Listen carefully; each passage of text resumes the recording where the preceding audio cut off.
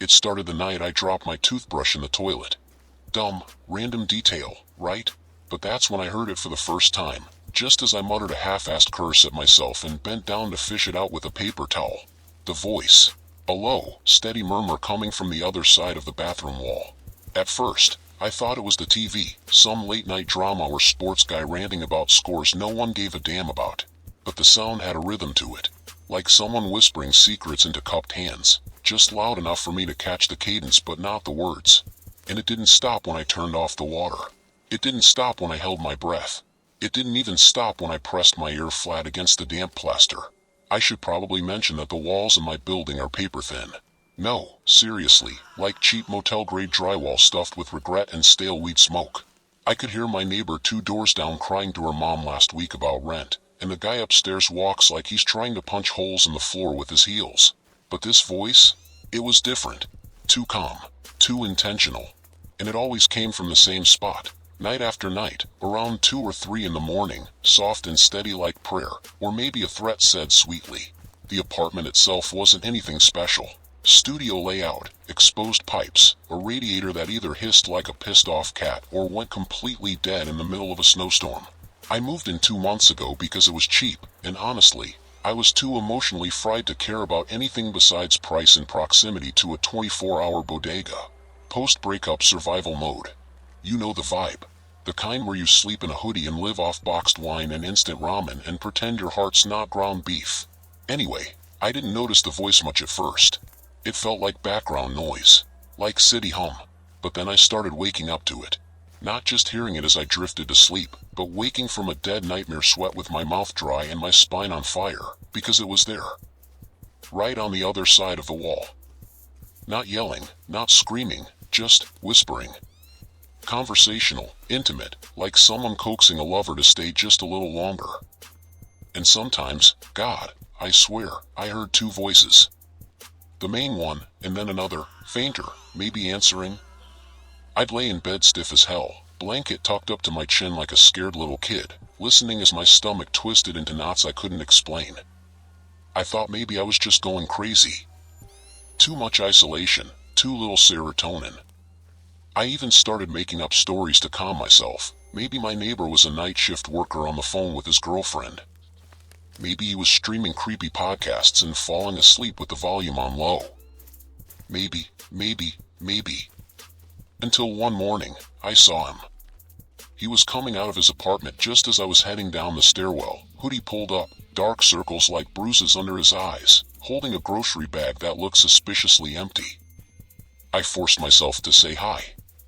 His name was Jared, and he blinked at me like I wasn't real. So, hey, I tried, smiling awkwardly. Weird question, but I sometimes hear you talking at night. Like, through the wall. You on the phone or something? He stopped halfway down the stairs. Turned slowly. And I swear, his face went gray. Not pale, not embarrassed, gray. Like someone pulled all the color out of his skin with an eyedropper. I live alone, he said, voice flat. Always have. There was this silence between us that stretched a little too long, like we'd just stepped out of normal time and into something cursed. He turned and practically ran down the stairs after that. Didn't say another word. That night, I couldn't sleep. Every time I closed my eyes, I imagined his voice, that dull, deadpan delivery, I live alone. It replayed over and over in my head until it warped into something monstrous, something hollow. I stayed up watching trashy horror movies to distract myself, bad idea. Around 2:45, I heard it again. The whispering. Only this time, it wasn't behind the wall. It was in the room. Right next to my bed. I froze. My throat clamped shut like someone punched me there. Eyes wide, unblinking, I stared into the dark. Couldn't even move to grab my phone. The whisper was soft, lilting, almost playful. I couldn't understand a word of it, but it was close. Too close. As if someone leaned down over my ear and breathed a bedtime story meant to paralyze instead of soothe. My skin broke out in goosebumps so hard it stung. I wanted to scream, but no sound came out. When I finally managed to slap the lamp on, there was nothing there. Nothing. But the whisper cut off mid-word, like it hadn't finished. And then, just as I was convincing myself it was a dream, just some horror-fueled audio hallucination, I heard it again. Only this time, it was laughing. Soft. But so wrong. I didn't sleep the rest of that night. Hell, I didn't even move from my bed. I sat with my knees pulled up, lamp blazing like it could burn away whatever the hell had been in the room with me. Every so often I'd glance at the corner between the closet and the wall. There's this tiny space there, maybe a foot wide, nothing special, just where the baseboard juts out weird, but that night it looked dark. Not lights off dark. Not it's 3 in the morning and your brain plays tricks dark. It looked like shadow gathered there. Something heavy, almost viscous. I stared so long I started to imagine shapes shifting inside it, like something was crouching, waiting for the lamp to go off. When the sun finally dragged itself across the cracked blinds and bled soft gray into the room, I felt the tension start to drain, like something unclenched in the air. I showered in record time, dressed, and left the apartment without even bothering to dry my hair. I didn't know where I was going, I just couldn't be there. I ended up sitting on a damp bench at Tompkins Square Park, trying to pretend the trees weren't whispering too. It's like once you hear something wrong, you start to hear it everywhere. In the wind, in footsteps behind you that stop when you turn around, in the way your own breath echoes in your ears like someone else is breathing beside you. I told myself I needed answers. Real ones. Not ghost stories. Not paranoia. So I did what every 20-something idiot with Wi-Fi does. I Googled the building. Nothing jumped out at first. No unsolved murders, no mass hauntings, no Reddit thread screaming "do not move here unless you want to be eaten by shadows."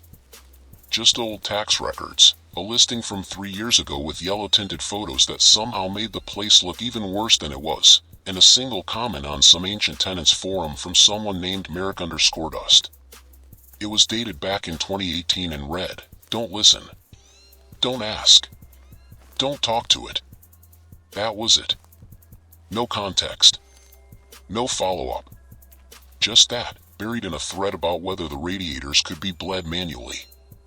It felt like a glitch in the system, like something someone left behind on purpose, knowing no one would take it seriously until it was too late.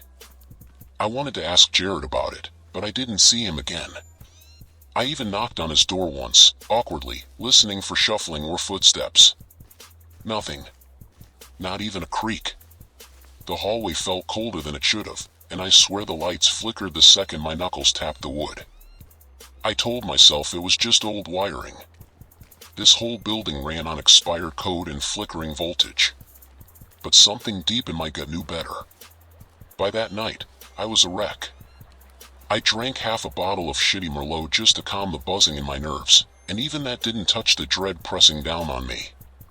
I tried drowning it out, headphones in, music loud, YouTube videos auto-playing one after another, but the moment I took them off to pee, the whisper was back. Clear as ever. Behind the bathroom wall again. Not frantic, not angry. Just steady. Like it knew I was listening. And then, this time, something new. A sound like scratching. Slow, deliberate, like someone dragging nails across the inside of the wall. From floor to ceiling. Up and down. Back and forth. I stared at the tile, heart hammering, convinced it would start cracking. I tried to record it with my phone, but all the mic picked up was faint static, like the whisper was allergic to being documented. I don't even remember falling asleep, but I must have, because I woke up sometime past 3 with every hair on my body standing up, drenched in cold sweat, and my bedroom door wide open. I always close it. Always. I live alone, and it's just this dumb habit, like shutting the closet or making sure the window is latched. But now it gaped into the black hallway like a hungry mouth, and for a full minute I couldn't move, couldn't think, couldn't breathe. And that's when I felt the breath. On my cheek. Not wind. Not a breeze from the cracked window or the busted seal in the AC unit. No, it was breath. Warm, human, close. I didn't dare turn my head. My entire body screamed to stay still, like prey pretending to be dead while the predator sniffs just inches away. I felt the mattress dip slightly, like someone had knelt beside the bed, and that whispering started again, not from across the room, not even beside me, but under the blanket, inches from my skin. I bolted. Don't remember how I got to the hallway, just remember crashing into the wall, heart punching my ribs like it wanted out, hands trembling so badly I dropped my phone twice before I could unlock it. I didn't call anyone. I didn't even think of it. I just stood there in the hallway, shaking, while my room stayed lit like nothing had happened. Silent. But not empty. Never empty. Now, I don't sleep in there anymore. I dragged the mattress to the living room, sleep with every light on, door wedged shut with a chair like a cartoon character afraid of monsters. But it doesn't matter. The whisper follows. It seeps through cracks. I've started hearing it when I'm brushing my teeth, when I'm boiling water, even once when I was walking back from the bodega with a bag of Pop-Tarts and soda like some tragic college kid parody. It's inside the walls, inside the floor, and sometimes, God help me, I think it's inside me. And the worst part? Last night. I whispered back. I don't even know what I said. Just a breath, a sound, like my mouth moved on its own. And the moment I did, it laughed again. This low, horrible eerie chuckle that came from everywhere and nowhere at once. Not loud. Just close. Intimate. And now, it won't stop. I've stopped trying to pretend any of this is normal. There's no amount of rational thought, no late-night Googling or Reddit forums or old-school ghost hunting logic that makes this fit into something clean and explainable. It doesn't feel like a haunting, not the way movies or books prepare you for. It's not furniture flying or faces in mirrors or sudden cold spots. It's worse, it's personal. It's inside me now, coiled around the base of my spine like it owns my body in increments, like every time I flinch at the whisper or breathe a little heavier when the air feels wrong, it wins a piece of me. I can feel it watching through my own eyes, like it wears me when I move through the world. When I pass strangers on the street, they glance at me too quickly and then away, like they sense it too, even if they don't know what. Dogs bark when I pass. One even whimpered and pulled its leash the opposite direction, eyes locked on mine, and I swear for a second I could see the exact same fear I felt reflected in that animal's body, down to the shaking limbs and ears pressed flat against its skull. I tried to call my mom last night, just to hear something real, something grounding, but the moment her voice came through the speaker, that low humming started in the walls. It vibrated behind the drywall, a nauseating resonance that made it hard to concentrate, and her words bled into static and distortion. She didn't hear it. She kept talking, asking if I was eating enough, if I'd gotten my tax forms yet, but I couldn't respond. My jaw felt wired shut. I wanted to scream, to beg her to come get me, like I was 10 years old again and convinced something was under my bed, but it wasn't fear stopping me. It was something else. Pressure. A presence, thick and oppressive, bearing down on me like the air had become solid. When she said my name, twice, I finally croaked out a single word. Fine. And then I hung up. That night, the thing whispered again. Only this time it wasn't behind the walls, or in the hallway, or curling out from under my bed, it was inside my pillow. I know how insane that sounds, I do. But as I turned my head and tried to press my ear against the fluff for silence, I heard it speak directly into my skull, a voice like crumbling brick and wet breath. It said my name. Not whispered, not hissed, said. Slowly. Deliberately. And when I sat up, half mad and shaking, I saw the imprint of a face in the pillow, pressed into the cotton like something invisible had been laying there, breathing next to me, smiling. I didn't scream. I couldn't. I just stared. At that shape. At the shallow indentation of lips, cheeks, closed eyes, like the pillow had become flesh for a moment and then relaxed again into fabric. When I blinked, it was gone, but the feeling wasn't. The presence stayed. I knew it was still there. Not above me. Not beside me. In me. I haven't left the apartment in 3 days. The locks are bolted, The curtains shut so tightly that not even the midday sun breaks through, and still, the shadows move like they're alive. They slither up the walls in places the light can't reach. The corners are never still. My reflection watches me with an expression I don't recognize, eyes a little too wide, mouth slightly open even when mine is closed. I've covered all the mirrors with sheets and taped paper over the microwave door, but I still catch glimpses. Reflections where there shouldn't be any, on the back of a spoon, the black screen of my dead laptop, the polished chrome of the sink faucet. It's always the same, something just behind me, leaning closer, just out of reach but always too near. There's a part of me that wonders if I died somewhere in between those nights and this thing is just what comes next. Maybe the whisper isn't a haunting but a welcoming, a slow process of becoming. Maybe that's why I can't remember what I said when I whispered back, because it wasn't me saying it. It was us. Together. I don't know how long I've got before it finishes whatever it started. I don't eat much anymore. I barely sleep. The lights flicker even when the bulbs are new, and the smell of burned wires lingers in every room, even when nothing's plugged in. There are scratches on the inside of my closet door now. Long ones. Deep. They weren't there before. I counted 7 parallel lines, gouged deep into the wood like something was trying to claw out. Or in.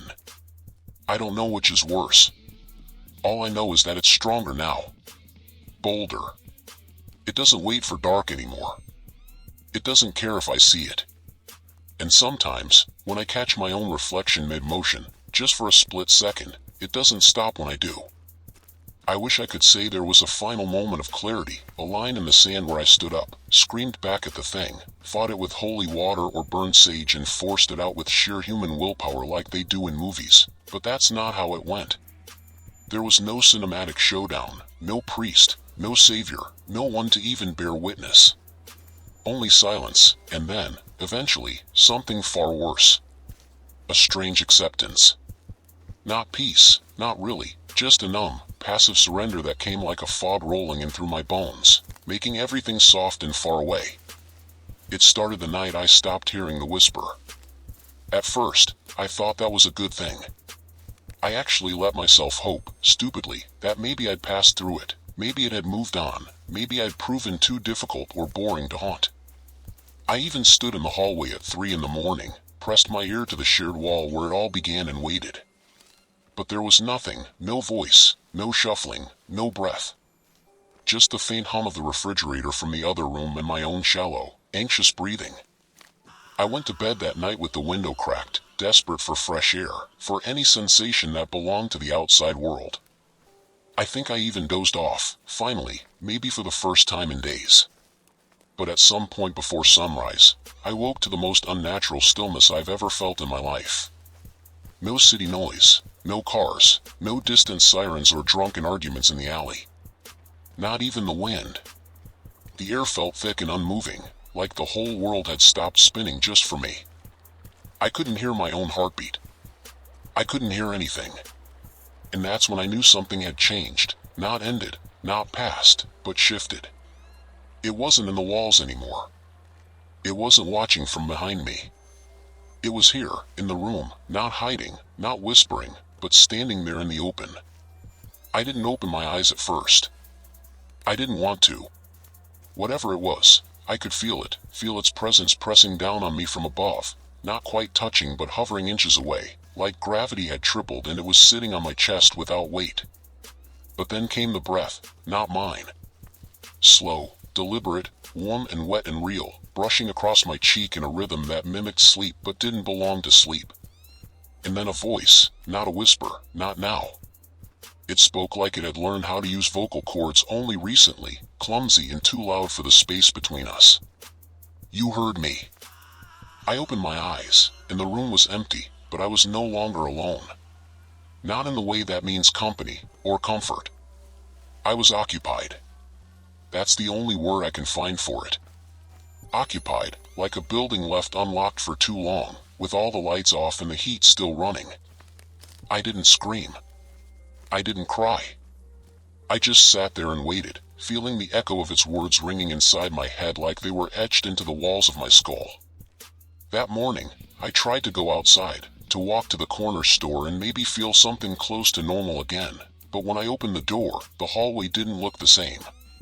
The lights were off. The bulbs flickered and buzzed as if underwater. The walls looked longer, stretched impossibly far, like the building had rearranged itself behind my back. And at the far end, barely visible in the pulsing gloom, was a door that hadn't been there before, numbered 13, even though the building skipped that floor. I didn't go in. I closed the door and backed away slowly, heart pounding, hands shaking, knowing full well that it was waiting for me to come closer. Not today. Not yet. Now, the apartment feels quieter, but in a dangerous way, like the moment before a scream, like the breath a predator takes before it pounces. I can still see the faint outlines of handprints on the steamed-up mirror in the bathroom, even when I haven't showered in days. They're child-sized.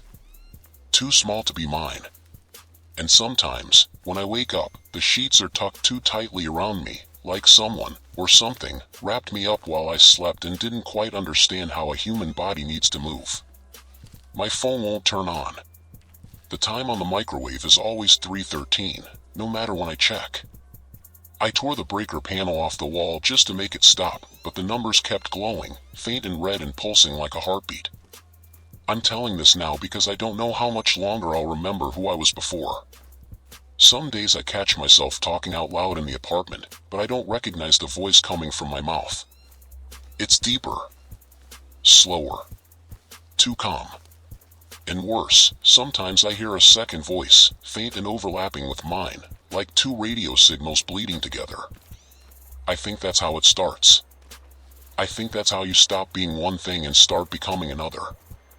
I don't think I'm the only one it's ever done this to. I think maybe that's who I heard talking through the wall, the last tenant. Or the one before that. Or maybe all of them at once. Tonight, I saw movement in the mirror again. Not mine. I didn't move, but the reflection smiled. I'm writing this down because if I disappear, if I become part of the whisper or the wall or whatever twisted little ecosystem this building has grown inside itself, I want someone to know I was here. That I tried to fight. That I knew. If you ever move into an apartment with thin walls, and you hear someone talking through them at night, don't listen. Don't answer. Don't ask. Because once you do, it hears you too.